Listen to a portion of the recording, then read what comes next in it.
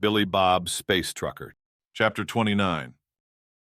While the Gladiator fighter bombers represented the vast majority of America's current air or space power in terms of small craft, they weren't all that they possessed. Ever since the concept of close air support came up, the Americans had taken a shine to it.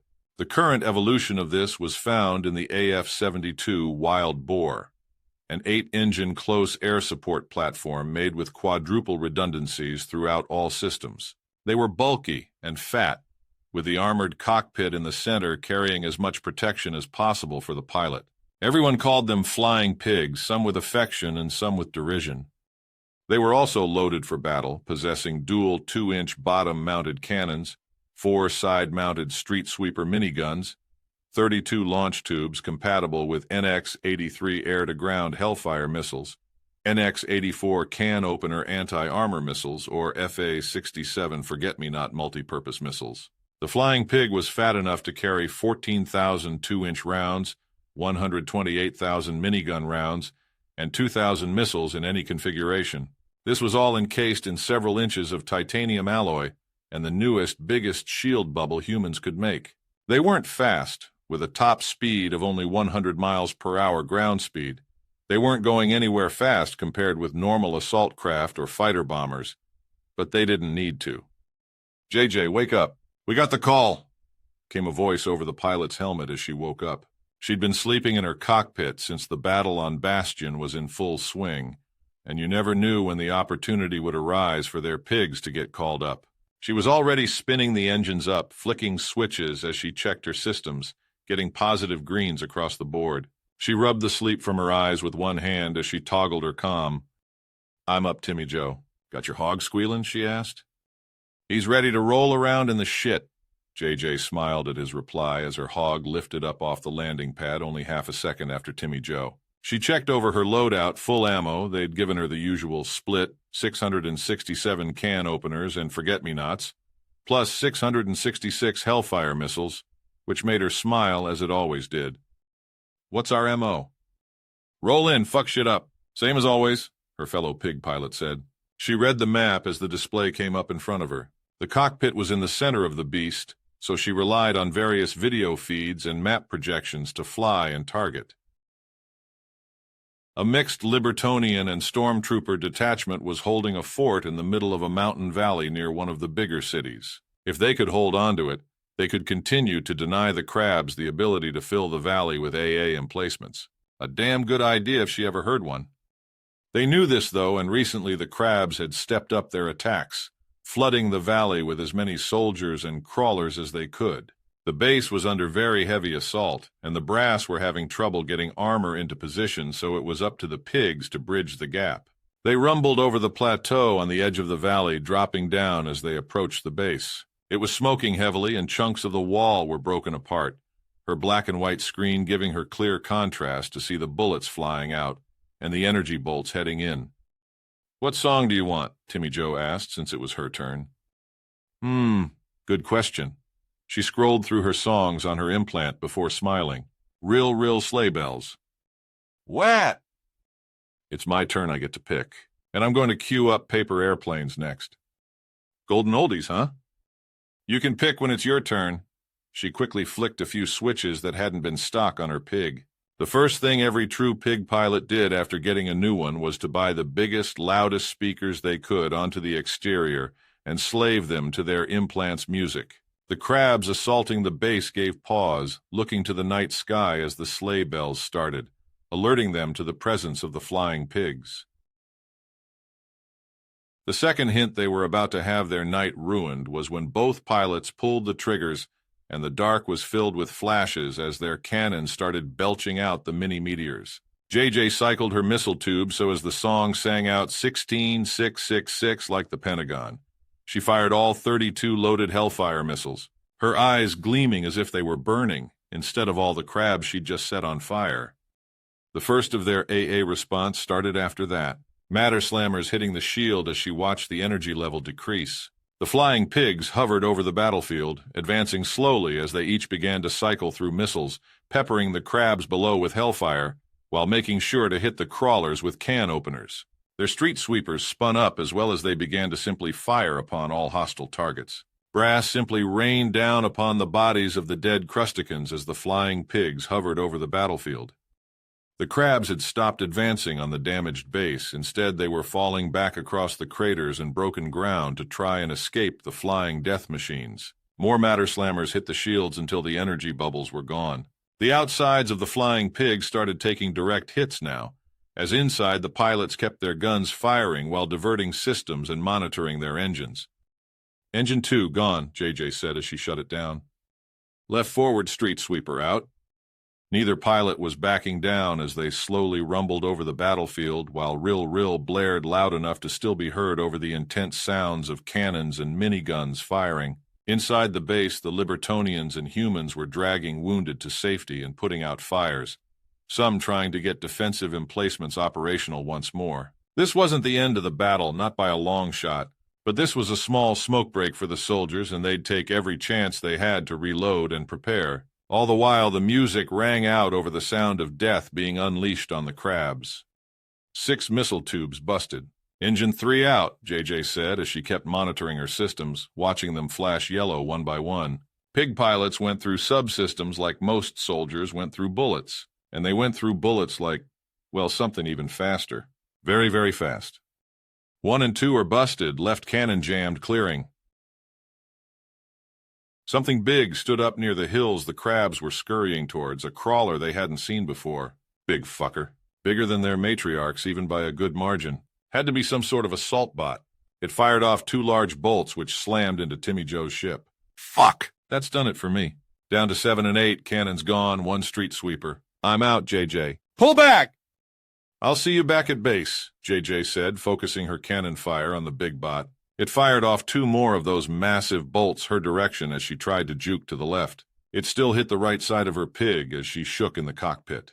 The right cannon, street sweepers, and engines were all down. But paper airplanes started played as she grinned. Working quickly, she cycled the last of her Hellfires plus 2 canopeners as she flew over the massive crab bot. Then she hit the emergency release, dropping 2 massive cases of missiles down at its feet. Another matter slammer hit engine 5, leaving her with just 1 and 7. The pig was leaning heavily to a side, pouring smoke as she turned to book it out of there. As the flying pig sailed overhead, she triggered the last of her missile tubes, firing out the can openers first and the Hellfires just after. They arced out towards the cases of now armed missiles she'd dropped on the field, turning night into day behind her. She saw a flash on her comm. "Jesus Christ, you gorgeous flying pig. Thank you. When this is over, I'll buy you a drink." "Yeah, you and a million others. Don't worry, Stormy. We'll be back as soon as they patch my hog up." She cut the feed, tilting her pig to keep it moving with only 2 engines, pouring smoke and sparks as she limped back to the pig pen, which was what they called their forward base. As it settled down on the pad with some screeching and scraping, the flight crews already had machines in place to start replacing the engines and getting her ride operational once more. The pilot finally disconnected, crawling out through the small hatch to get out of her ship. "All right, fellas, I need to go take a shit. When I get back, I want this pig squealing for me. And someone get me my stencil and spray paint. I ain't flying a pig with no porker painted on the front." The pilot had cuts on the right side of her face that were bleeding. She seemed to be limping because a chunk of metal was stuck in her thigh, and there was a good chance she'd broken her pinky on her right hand with the way it was bent. But the first thing she did was pull out a smoke and an old Zippo to light up as she walked towards the nearest shitter. She held the Zippo as she walked, watching the flame flicker in the night, eyes gleaming with the reflection of the fire. "Fuck! Who is that?" one of the new flight crew asked. "What her?" "Oh, you'll get to know JJ. She's Jackie Jill, little sister of Billy Bob's space trucker."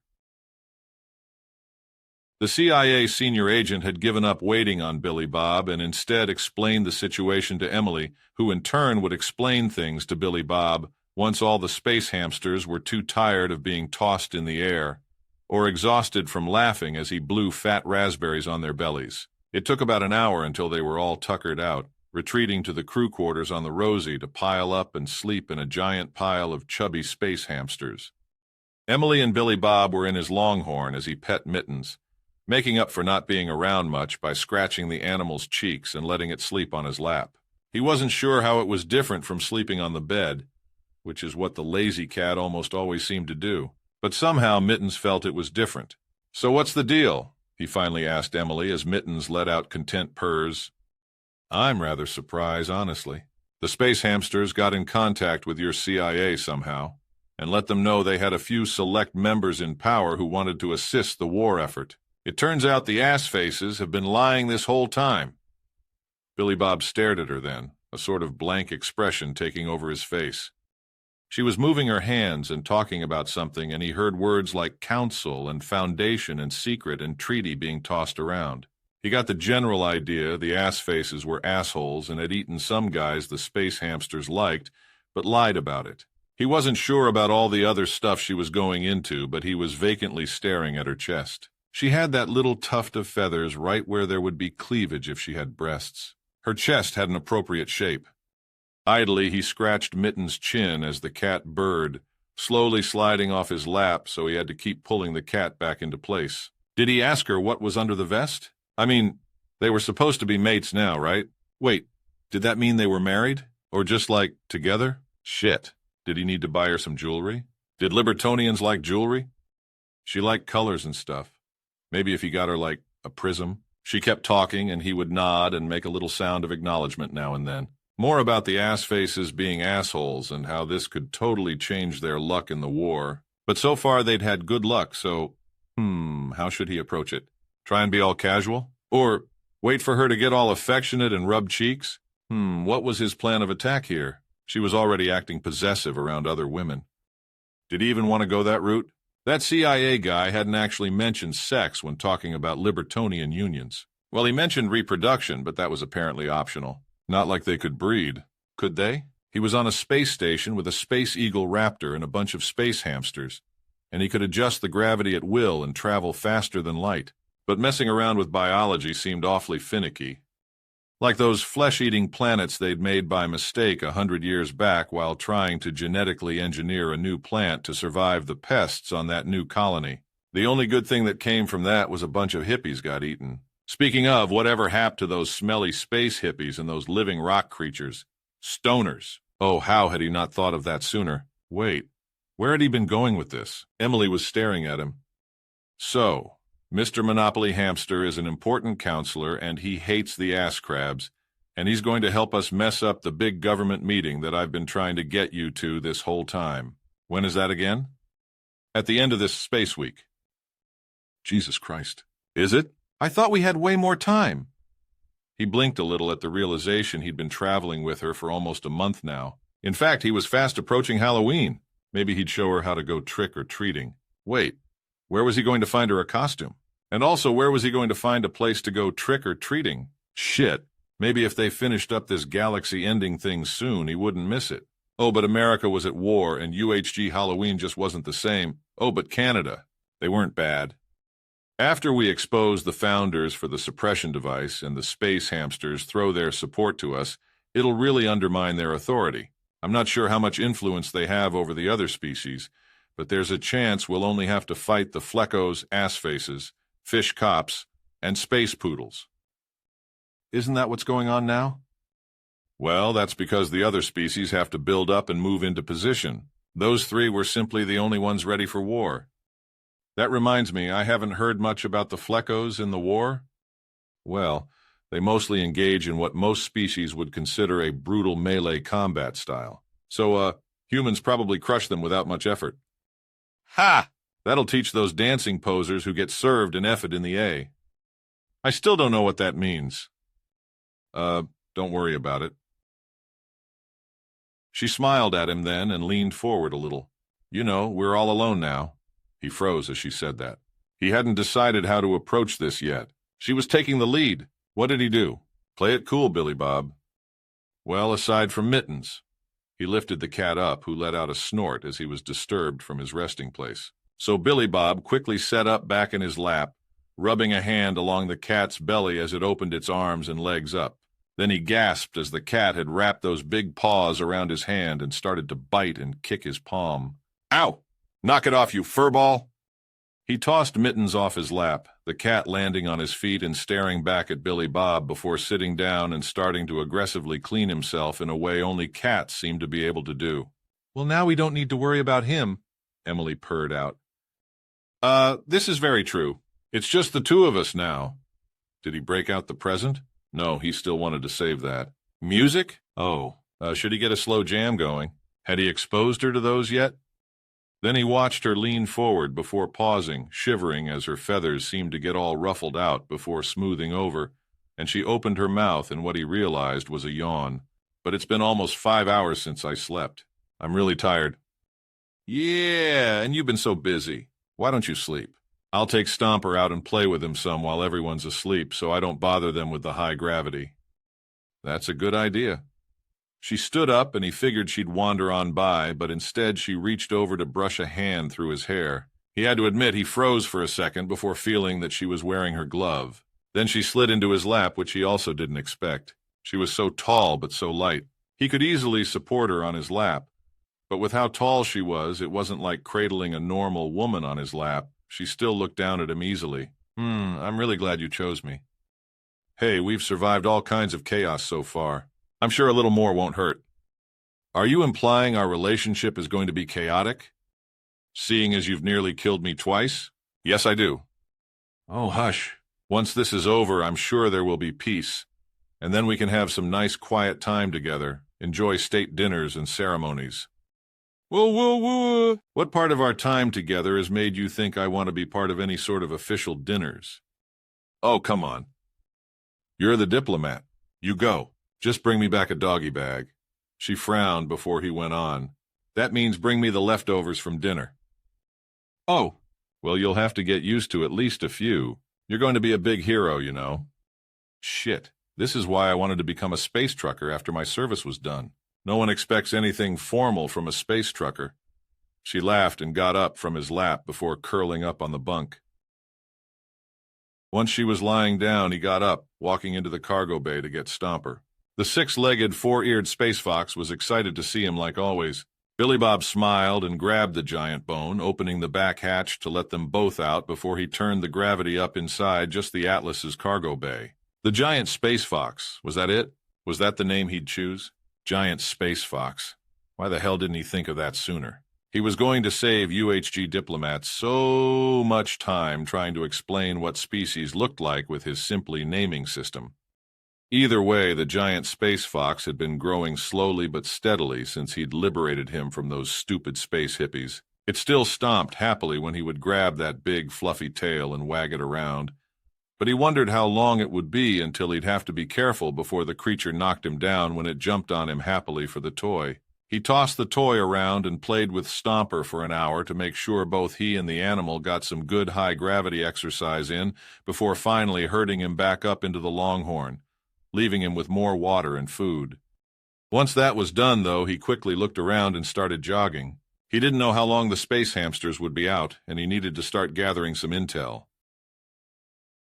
He climbed the small steps of the Xeno ship 2 at a time to get to the bridge. Sliding into his seat, he started to type on the console so he could bring up a few screens on the extra net. He needed to be very careful with his searches and then make sure to clear the history just in case. When he was younger, a few wayward searches had made him think there was a whole species of only female blue-skinned Xenos that were super hot. Why couldn't there be Xenos like that? The reality of evolution sucked balls sometimes. Of course, he had found dubstep frogs and a pug-faced ogre, so... well, it still sucked balls sometimes. Who was he kidding? He was just starting to type out what he figured would be the best string to get some actually helpful insight into Libertonian bodies when he heard a soft voice. "Mr. Billy Bob?" Billy Bob jerked and turned, covering the screens with his body even though he hadn't hit enter yet. He saw a space hamster that was rubbing at his eyes blearily. Yes? "I had a nightmare. Can you toss me in the air a bit?" He looked around the empty bridge and then back at the space hamster wearing a business suit. "Sure." He stepped towards the creature, scooping him up and then surprising him with raspberry as the space hamster squealed and laughed. Billy Bob went walking down with him to the cargo bay, which he'd reset the gravity in. Once he was done tossing the space hamster in the air and put him back to bed, that was when he'd do research on Libertonians. How the hell had his life gotten this complicated? And so ends another chapter in the adventures of Billy Bob Space Trucker. The war had been going in favor of America so far. Despite being vastly outnumbered, their natural fighting ability and control of the FTL gates in near systems made sure they had a significant edge in logistics. That did not mean the war was going great, however. While they were able to fight well above their weight, and for every soldier or ship they lost, they'd take out 10 Xeno equivalents. They were still fighting the rest of the known galaxy, more or less. The Council founders would suffer for it, but they could afford to lose even more than that and still start grinding the American forces down. Even so, the Americans didn't go down lightly, as demonstrated by the recent battle for HF 432. It likely wouldn't be written about in the history books. HF 432 was a dead system that didn't seem to have any importance aside from a minor FTL junction. An American scout ship had been ambushed by a Xeno destroyer that was more than twice as big. Long story short, both ships were drifting dead in space. But that didn't mean both ships were entirely dead. "Anyone still alive?" Corporal Jones was asking as he looked around the engine room. The bridge had been hit hard, but Jones and 2 other Marines had survived in their pressure suits. The scout ship only had a crew of 10, and 5 of that had been Marines. There was movement as they saw someone wave from the back of the engine.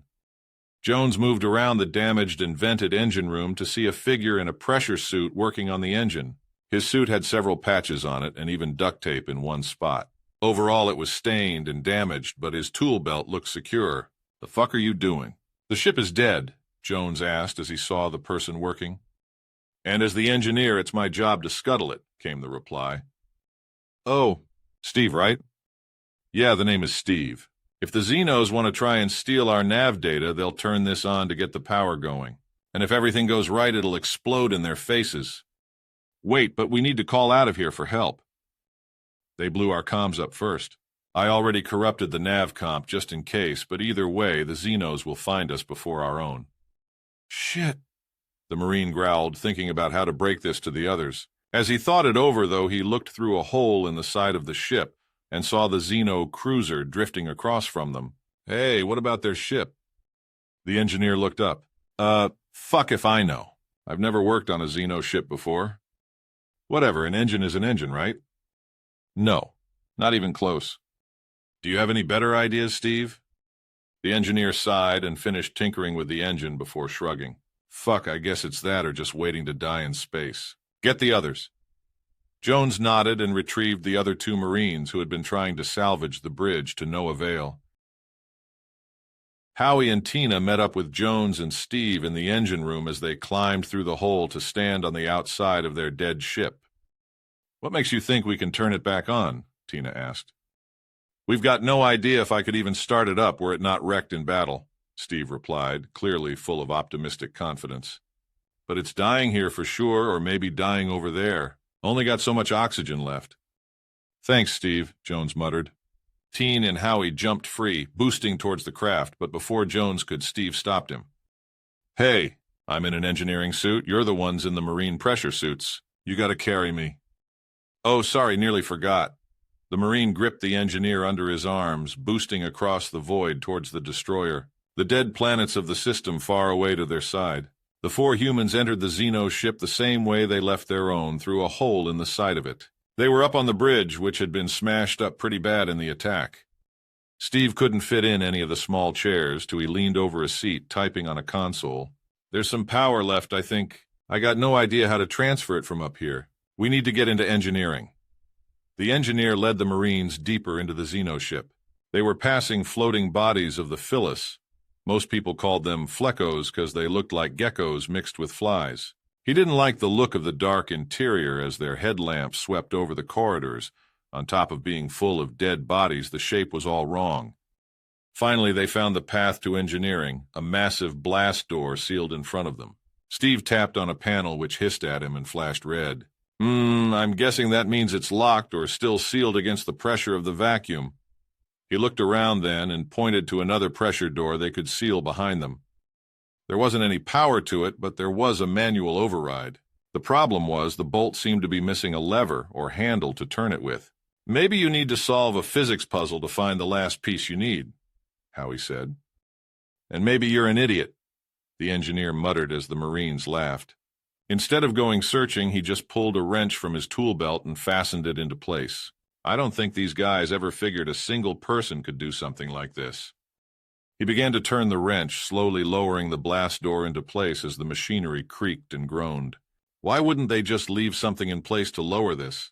Tina had asked as the engineer slowly lowered it. 'Cause they're pussies, the engineer grunted out as he kept turning it.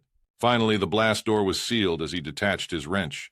I'm fairly sure none of them have the strength to operate this on their own. Probably got a robot to do it or something.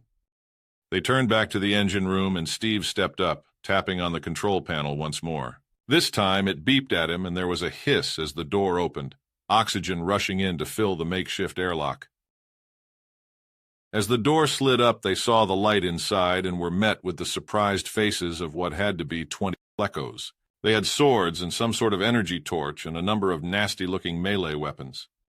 The Marines braced when a shining light came down and they started to dance. It was some sort of high-pitched Xeno music as they broke into a team dance choreography of some kind. What do we do? Howie asked nervously. We're totally getting served. Are you fucking kidding me? Steve asked and pulled an old, worn 1911 from his tool belt, shooting one of the fleckos through the head, immediately breaking their rhythm. Fucking shoot them. Oh yeah, Jones muttered as if the thought hadn't occurred to him. The Marines raised their guns and started firing. 3 Marines and an injured engineer against 20 elite fleckos. It was a massacre. Dancing and melee weapons did not hold up well against automatic weapons and a .45. They weren't even fast enough to make the Marines need to lead them. Once they were dead, greenish-blue blood splattered across the walls and machinery. The Marines checked their weapons while Steve moved forward, pulling bodies off the consoles he needed to check. You can get this up and running, right, Steve? Tina was asking as she watched him work. No idea. Just trying to figure out where they have the readings. Yeah, but it's an engine, and you're an engineer. Why the hell does everyone assume I can fix any kind of engine? Besides, even if I get this turned on, I'm not a pilot. What? You can't fly this thing? I thought engineers knew how to do that stuff, Jones said. You're the Marines. You know how to hotwire tanks and fly assault craft, right? No, we were never trained to do that. Then why does everyone assume that I'd be trained in that other shit? You wouldn't ask an OBGYN to help an oncologist, would you? They simply stared at him and he shook his head. Never mind. It's all like energy and power and electrical stuff, though, right? Didn't you go to college? Jones was asking. To a party college. It was all booze and co-eds and a haze for 4 years. Regardless, I'm an engineer on human systems, and specifically ship engines. This is Xeno engineering. You expect me to just come in here and take a look at this panel and... He was looking at the panel and tapped on a few buttons. There was a hum through the ship as they felt it shift. It's got some impulse power. It has some sort of emergency system to take us to a nearby station. Jones opened his mouth, but Steve pointed at him. Not a fucking word. You guys got lucky this time. They sat around, shooting the shit, waiting for about 2 hours until they heard a gentle thump throughout the ship and the engine began to spin down. Looking around, they gathered their weapons and waited for the door to slowly grind back open. They were staring at a bunch of space ants and something they hadn't seen before. It's like part orc, part bear, and ore, Tina muttered. No, you idiot, clearly you'd call it a bork, Steve said firmly. Who are you? The bork questioned before saying. I am he who has survived the dread creature Meatons, red-furred devil of death. I have been tasked by the greatest human alive to guard this station. None shall harm it again. Oh no, Steve muttered. What? Jones asked. This idiot means Mittens, my brother's cat. Your brother is the greatest human alive? The engineer let out a heavy sigh, slumping a little where he stood. My real name isn't just Steve. It's Stevie Ray, little brother of Billy Bob Space Trucker. Billy Bob felt dirty. He hadn't really been doing anything wrong, but somehow looking up xenophysiology made him feel dirtier than looking at porn. Porn was totally normal, just an everyday part of life. But when you had to start reading stuff that was all scientific and clinical, he much preferred the way his parents had given him the talk when he was younger. Straightforward, no BS, just the facts he'd need to know, the rumors he wanted to know, and a bunch of stuff he didn't know was physically possible. Sure, it was a lot to take in as a junior high kid, but at least they'd sorted out human sex for him before high school and that Xeno sex ed class with Mrs. Munchausen. High school was too young for people to be introduced to the idea of sex with Xenos. Then again, maybe he wouldn't have been so worried about this stuff with Emily if he'd been properly prepared. It was hard to keep track of his beliefs when life kept making him question the ones he had. It was a lot easier to keep on trucking when he was trucking. Now that he'd become some sort of figure for an intergalactic war shit had gotten complicated. And that didn't even cover what he'd learned about Libertonians. So long as he could keep her gloves on, he should be able to survive the night. But her beak... His research had mentioned a bunch of biting. He was alone on the bridge of the Rosie. He'd gotten it fired up and heading out into the FTL lanes to get closer to their final destination. Well, not final if everything went right. Either way, he was alone trying to figure out the logistics to a problem he'd never expected to have. It was a crucial midterm project named How to Get Some and Not Die. And he wasn't sure how long he had before the teacher demanded he turn over his work and hope for the best. He had plenty to worry about without even considering the fact that his translator had struggled with a few terms, and he had to pray to God and Washington, and even Andrew Jackson that he'd read it correctly. He wasn't sure if he was excited or terrified, or, much more likely, it was just giving him a fear boner since it was a challenge that could kill him, and also involved getting laid. It was one of the truest challenges any American could ever attempt. He'd already joined the Void Club thanks to an extra-large pressure suit and a flexible woman back in community college. It had been rather uncomfortable and awkward, but damn if doing it while Earth hung above them wasn't an interesting experience. Of course, that was when he was younger and stupider. Well, maybe stupider was relative cause. That was when his biggest worries were community college classes and not getting too shit-faced over the weekend to miss out on his part-time job. The main issue was his boss was his dad, who at the slightest hint of a hangover would go into his "how do you sell a chicken to a deaf guy" routine, which was loud, so loud.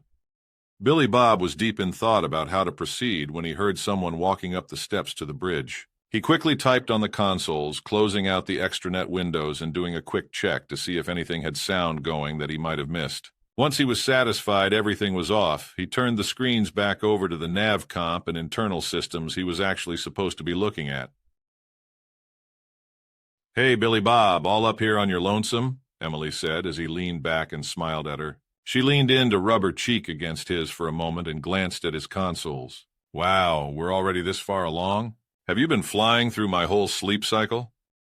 "Hey, it's a big fat ship, but that doesn't mean it's slow." He smiled at her and rubbed a hand along her side.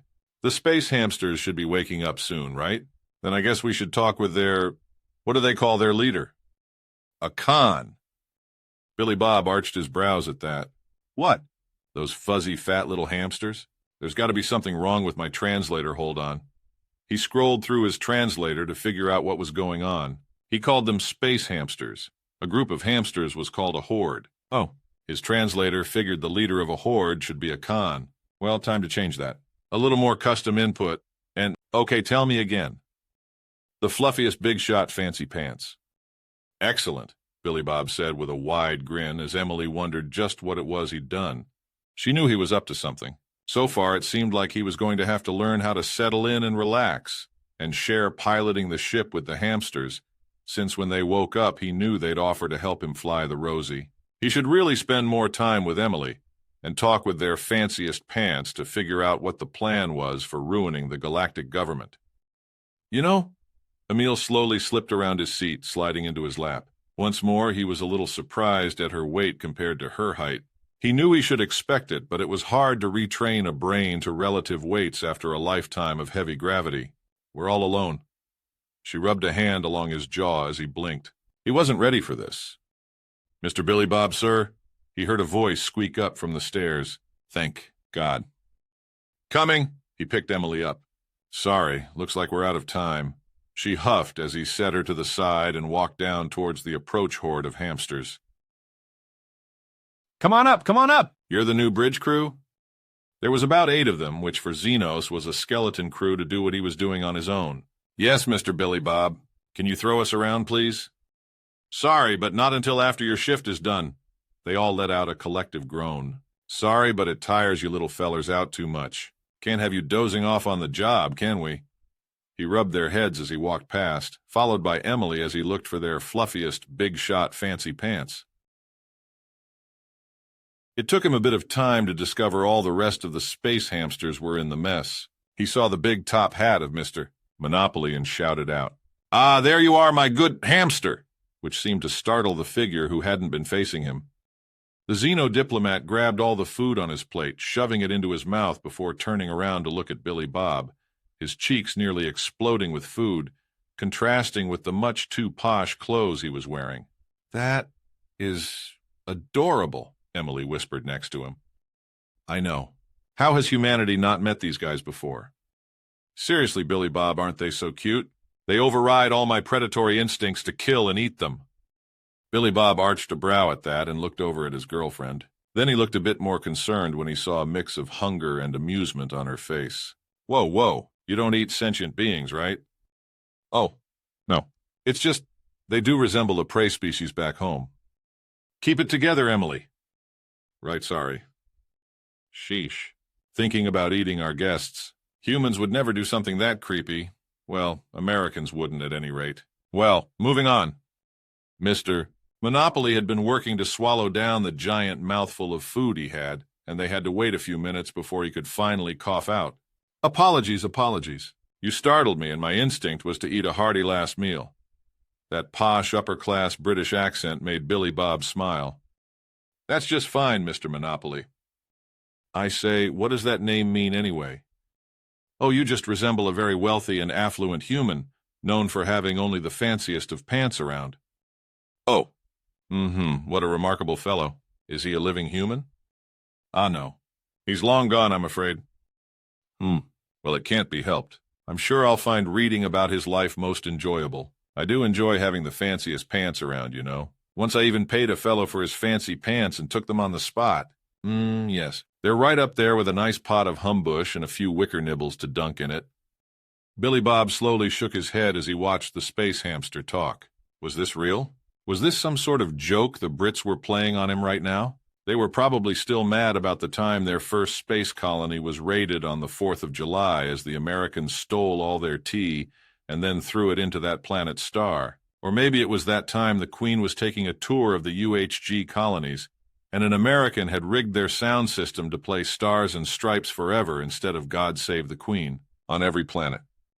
But no, this couldn't be a joke they'd set up. Not in the middle of war, right? They did have some dry humor.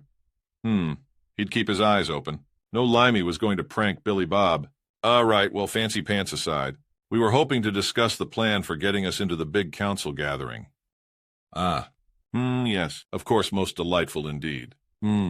Splendid, in fact. They looked at him and he looked back. Well, I say, dear fellows, what's the plan? What? We wanted to know what your plan was, Emily said. Oh, right, yes. Of course. That would make more sense, I suppose. We just need to talk to my chief sneaky busybody. Billy Bob checked his translator. That was a direct translation as far as he could tell. He hadn't changed another custom input. These were the words they used, and his translator tried to tell him their leader was a con. If ever a computer could be more wrong. Well, where is he? If I knew where he was, he wouldn't be my chief sneaky busybody now, would he? Of course not. Billy Bob was about to ask how they could find this space hamster when the PA came on. Mr. Billy Bob, please report to the bridge. He looked up at the ceiling and yelled out, What is it? Is this line private? Yeah, sure, why not? There are pirates. The rest of the hamsters around him squealed out in fright and began to shovel food into their mouths. Jesus Christ, you guys don't fucking choke. I'll be right there. He grumbled and quickly ran back up to the bridge. The Rosie had come out into a system where they'd dropped out of the FTL lane to go refuel. A small ship was out in the viewport as he saw the bridge crew shivering. What kind of ship is that? It's a Bork raiding vessel. They must have at least 30 Borks on board. Billy Bob sighed and walked over to the comm screen. He brought up a channel with the ship. Ah, good is this the space hamster captain come to surrender? No. This is Billy Bob Colonel of the United States Space Force. And I'm ordering you to fuck off right now before I come over there and kill you stupid fucks for delaying my ship. What? The Bork was obviously surprised with the voice and tone of the person he was talking to. You can't talk to me like that. I'm the feared... Yeah, don't fucking care. You've got what, 35, 40 of you over there? I've cleared an entire station on my own, and now I have a Libertonian girlfriend with a power suit. So, are you feeling like today is your lucky day, punk? He cursed after he said that. Wait, no, hold on. I've got something better.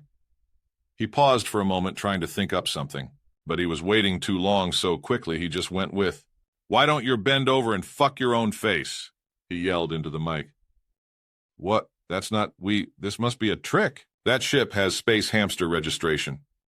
Yeah, and I took over the ship and enslaved them. You know how it is, the weak prey on the strong, and I'm the strongest there is. Do you want me to come over there and show you? Huh? What species are you again? Human. American subspecies. He could hear muttering in the background. The species engaged in war with the Council right now? Yep, that's me. I mean us. There was more muttering, and then a different voice came on. Are you the wielder of the beast mittens? You heard of him, did you? The 10-foot-tall, 6-legged predator with 3-inch claws? Of course we have. You just go about your day then. We're very, very sorry to have bothered you. Yes, we're very sorry. Please, we'll just go about our day. Hey, you spread the word through the other Borks. Only raid the space poodles, ass-face crabs, and fish cops. Leave the space hamsters alone. Or we'll come after you once we're done with the Council. Yes, of course. We'll spread the word right away. The ship turned and started to make haste away from the Rosie. Billy Bob grinned as the crew stared at him. Are we your slaves now? What? No, I made that up. You're all free people. Shit. Great Abe's ghost would strangle me on the spot if I enslaved you funny little furballs. No. They cheered at that, and then one opened the PA. Mr. Billy Bob saved us all, and he ended piracy against space hamsters everywhere. He could hear cheering across the ship and stood with his hands on his hips, the biggest, stupidest grin on his face. Somewhere he knew an American flag was flying patriotically in the wind. Fuck, it felt good to liberate people. And so ends another chapter in the adventures of Billy Bob Space Trucker.